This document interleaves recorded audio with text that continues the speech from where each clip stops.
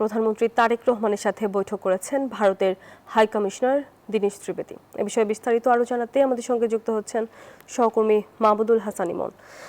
ইমন, এই বৈঠক নিয়ে পররাষ্ট্র মন্ত্রণালয় কখন ব্রিফ করতে পারে আমাদেরকে জানাবেন। আমি এই মুহূর্তে পররাষ্ট্র মন্ত্রণালয়ে আছি। আপনি জানেন যে বেলা ১১টার সময় সচিবালয়ে দীনেশ ত্রিবেদী, যিনি আসলে ভারতীয় হাই কমিশনার, তার সঙ্গে প্রধানমন্ত্রী তারেক রহমানের একটি বৈঠক অনুষ্ঠিত হয়েছে। প্রায় ৮ ঘন্টা ব্যাপী বৈঠকটি হয়েছে, একটি রুদ্ধশ্বাস বৈঠক হয়েছে বলে আমরা জানতে পেরেছি। কিছুক্ষণ আগেই আমরা পররাষ্ট্র মন্ত্রণালয়ে দেখেছি যে বৈঠক শেষ করে প্রধানমন্ত্রীর পররাষ্ট্র উপদেষ্টা যিনি আছেন এবং পররাষ্ট্রমন্ত্রী ডক্টর খলিলুর রহমান, তিনি আসলে মন্ত্রণালয়ে প্রবেশ করেছেন এবং তিনি প্রবেশ করার আগে আমাদেরকে আনঅফিসিয়ালি যেটি জানিয়ে গিয়েছেন যে আসলে বৈঠকটি ভালো হয়েছে।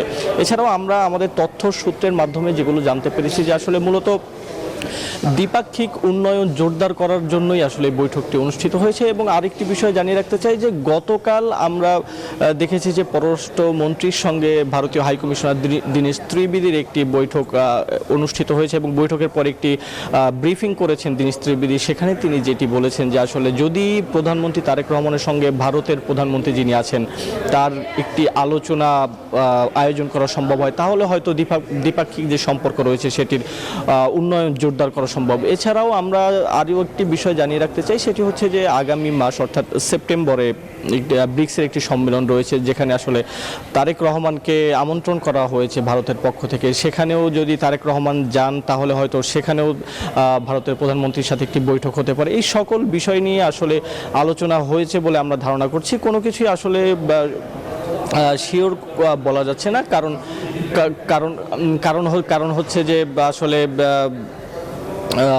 ভারতে তারেক রহমান যাবেন কিনা এটি এখনও নিশ্চিত করে বাংলাদেশ এখন পর্যন্ত কিছু জানায়নি। হয়তো পররাষ্ট্রমন্ত্রী তারেক রহমানের সঙ্গে যে ভারতের হাইকমিশনারের বৈঠক হয়েছে ওই বৈঠকে ছিলেন এবং তিনি কিছুক্ষণের মধ্যে আমাদেরকে ব্রিফ করবেন।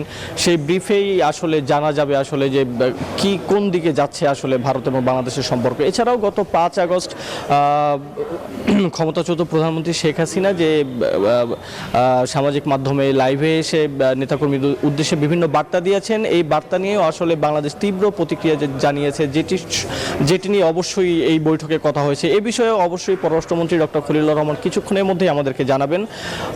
এই ছিল পররাষ্ট্র মন্ত্রণালয় থেকে আমার কাছে সর্বশেষ। ফিরে যাচ্ছি স্টুডিওতে। ইমন, ধন্যবাদ আপনাকে।